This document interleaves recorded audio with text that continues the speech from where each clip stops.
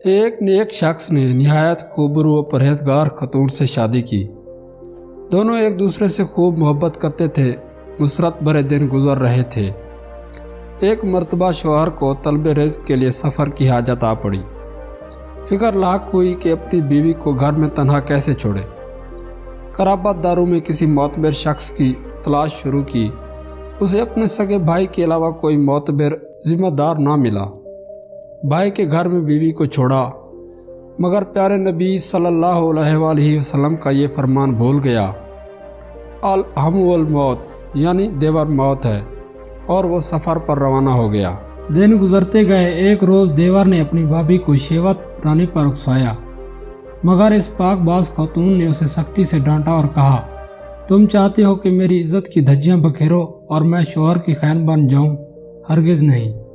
دیور نے بھابھی کو رسوا کرنے کی دھمکی دی، مگر بھابھی پر دھمکی کا اثر نہیں ہوا۔ کہا، تم جو کرنا چاہو کرو، میرے ساتھ میرا رب ہے۔ اس نیک خاتون کا شوہر جب سفر سے لوٹا تو اس کے بھائی نے فوراً اپنی بھابھی پر الزام لگا دیا کہ تمہاری بیوی نے مجھے بدکاری پر اکسایا تھا، لیکن میں نے منع کیا۔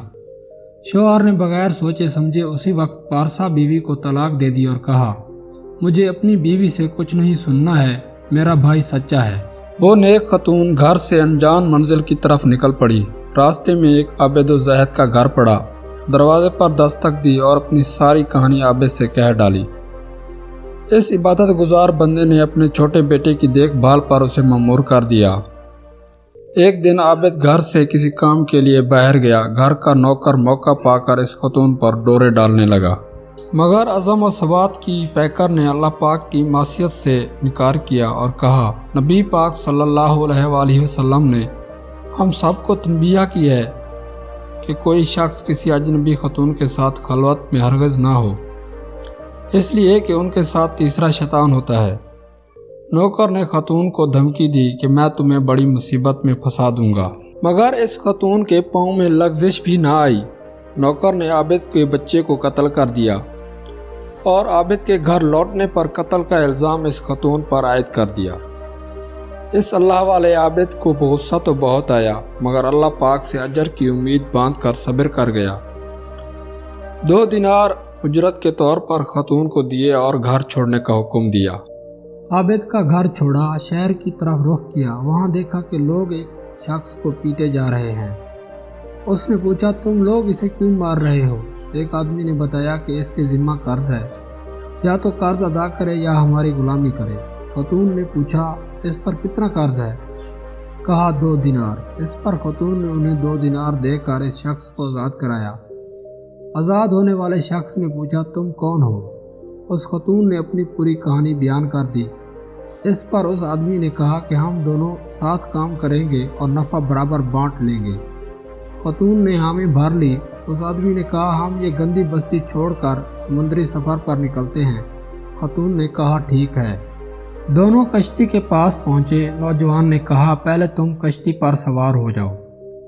وہ سوار ہو گئی اور وہ شخص کشتی کے مالک کے پاس گیا اور کہا، یہ میری لونڈی ہے، میں اسے فروخت کرنا چاہتا ہوں۔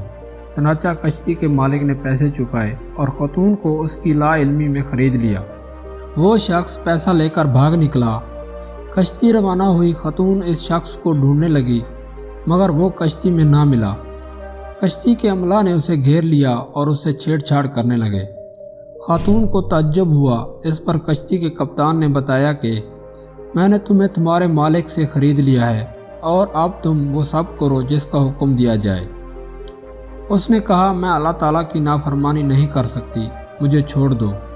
یہ کہنا ہی تھا کہ سمندر میں آندھی اور طوفان آیا۔ کشتی ڈوب گئی۔ جہاز کا عملہ اور سارے مسافر ڈوب گئے، لیکن وہ صابر خاتون بچ گئی۔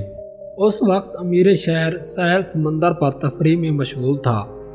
بے موسم کی آندھی کو دیکھ کر وہ بھی گھبرا گیا، لیکن اس کا اثر ساحل پر نہیں تھا۔ پھر یکایک اس کی نگاہ اس خاتون پر پڑی جو ایک تختہ کے سہارے ساحل کی طرف آ رہی تھی۔ امیر نے گارڈوں کو حکم دیا کہ اسے میرے پاس لایا جائے۔ اس خاتون کو محل لے جایا گیا۔ ماہر اطباء کی نگرانی میں اس کا علاج شروع ہوا۔ جب اسے افاقہ ہوا تو امیر شہر نے اس سے دریافت کیا تو اس نے ساری حکایت بیان کر ڈالی۔ دیور کی خیانت سے لے کر کشتی والوں کی شرارت تک سارے واقعے بیان کیے۔ حاکم شہر کو اس کے صبر نے موہ لیا اور اس سے شادی کر لی۔ امور سلطنت میں مشیر کار کی حیثیت ملی اور چند ہی دنوں میں اس کی زبردست رائے اور قوت فیصلہ کی شہرت دور دور تک پھیل گئی۔ وقت گزرتا رہا، نیک حاکم کا انتقال ہو گیا۔ ایان شہر اکٹھے ہوئے کہ اب کس کو حاکم بنایا جائے۔ متفقہ طور پر لوگوں نے اس ذہین اور عاقل خاتون کو اپنا امیر منتخب کر لیا۔ حاکم بنتے ہی اس خاتون نے تمام مردوں کو حاضر ہونے کا حکم دیا۔ تمام مرد حضرات اس کے سامنے سے گزرنے لگے۔ اس نے اپنے سابق شوہر کو دیکھا اور کنارے ہو جانے کا اشارہ کیا۔ پھر اس کے بھائی کو کنارے ہونے کا حکم دیا۔ عابد کو بھی ایک کنارے کیا۔ پھر اس نے عابد کے نوکر کو دیکھا، اسے بھی مجمع سے الگ کھڑا ہونے کا حکم دیا۔ پھر اس خبیث شخص کو دیکھا جسے اس خاتون نے آزاد کرایا تھا، اسے بھی کنارے کھڑے ہونے کا حکم دیا۔